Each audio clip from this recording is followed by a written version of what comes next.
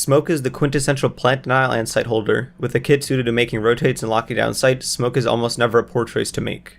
A good smoke player can win 1vx's or just deny plant, forcing attackers to take damage pushing through sight or risk running out of time. As a 2 armor 2 speed, smoke has the potential to rotate between sites faster than other anchors or even soft roam, using a shield and shotgun to delay attackers on a critical doorway.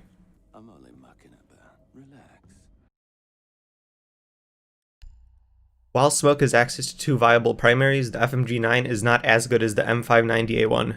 This shotgun is easily one of the best in the game, with a large magazine capacity of 7 shells, tight spread, and high damage. Slap a laser on it and you have yourself a gun that can reliably one-shot down most attackers from almost 7 meters away. On top of this, the shotgun can satisfy all your team's needs for rotates, vertical holes, and long angles. I would recommend running hollow and laser on the shotgun, although the sight is more preference. The laser sight makes shooting out rotates more consistent, and when ADSing, the spread of the pellets is super tight. I find that I can normally 2-shot enemies from even around 10 meters away pretty consistently. It should be noted that the shotgun very rarely straight up kills anyone.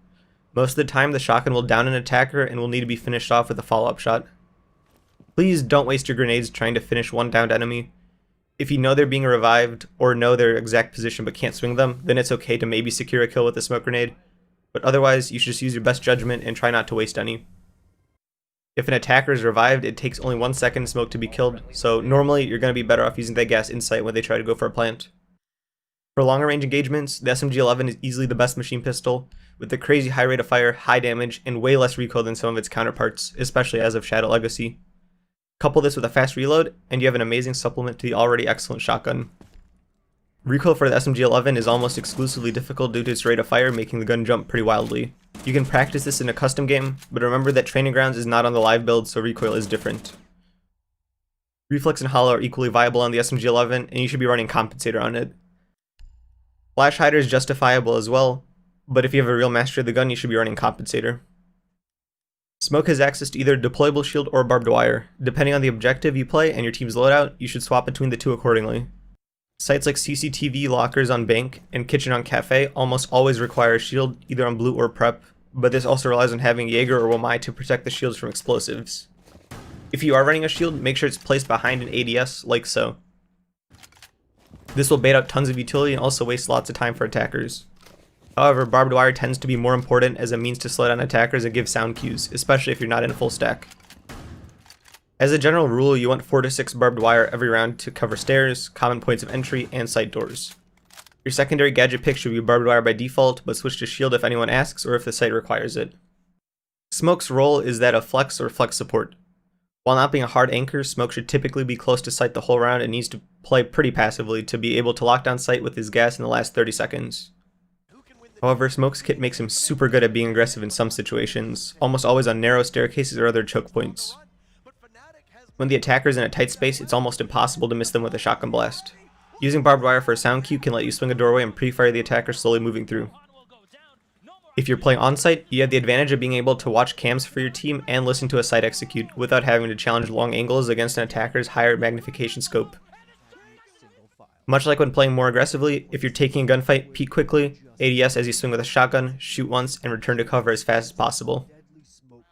With the SMG-11, short bursts are best because your mag's not big enough to pre-fire super effectively. Your gunfights are going to be very much dictated by your crosshair placement, game sense, and reaction time. If you're in the right place and aiming at the right angle, the difference between you winning the gunfight or dying is who gets the first shot off. This is true of all operators to some extent, but with Smoke's short to medium range weapons, it's all the more important to get the first shot off and hit it too. Burning through all your shotgun shells while making rotates is a real possibility, as well as running out of ammo on the SMG-11 because of its high rate of fire. Smoke has access to 3 toxic babes that last for 10 seconds each.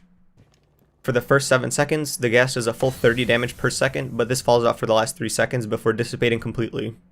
As a result, if you're alive at the end of the round, you should start smoking at 27 to 30 seconds if possible for the most damage to an attempted plant. If the enemy's trying to plant earlier, try to rely on your teammates' nitros that can't be baited as easily. If that's not possible, use 1 or 2 smokes, but try to leave one for the end of the round if at all possible. Since each grenade is a 5-meter diameter, you don't need to be spot on with your throws, and you don't need to be very exposed to throw them either. Since the throwing arc is similar to impacts, you'll probably get a good feel for how to throw them pretty quickly. One quirk of Smoke's gadget is that smoke can actually cause damage through walls. On maps like Coastline, this is almost required for a default plant on billiards.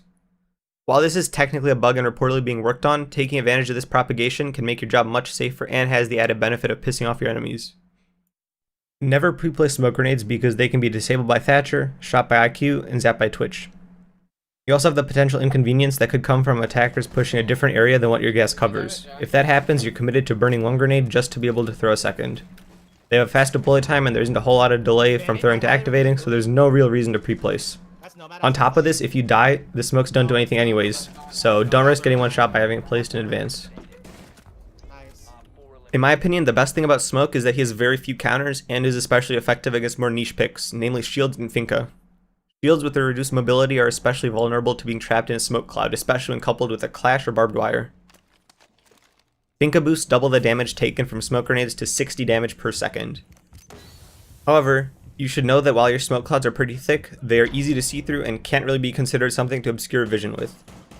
Blackbeard can be very dangerous for smoke at medium range because his shield will catch enough pellets to not be a one-shot down or kill. Smoke is one of the hardest operators to learn, but also one of the best once mastered. His deadly arsenal of amazing weapons, defensive utility, and plant denial makes him a one-man army who is only made stronger with complementary operators like Jaeger, Wamai, and Echo. Learning to use his guns effectively can be a challenge, but a good smoke player can outgun any attacker with ease. On top of this, his extremely versatile gadget allows for a very safe plant denial that's almost impossible to counter without wasting 10 seconds of grenade. Learning to play smoke instantly adds value to your skill set, and is definitely something everyone should try. In summary, Smoke has access to excellent, albeit hard to use guns, provides some of the best utility to his team out of any operator, and has the potential to do anything from hard anchoring to soft roaming. Smoke isn't necessarily the most self-sufficient operator. He relies heavily on roamers wasting enough time to make his gas as effective as possible. The later into the round, the more valuable Smoke becomes.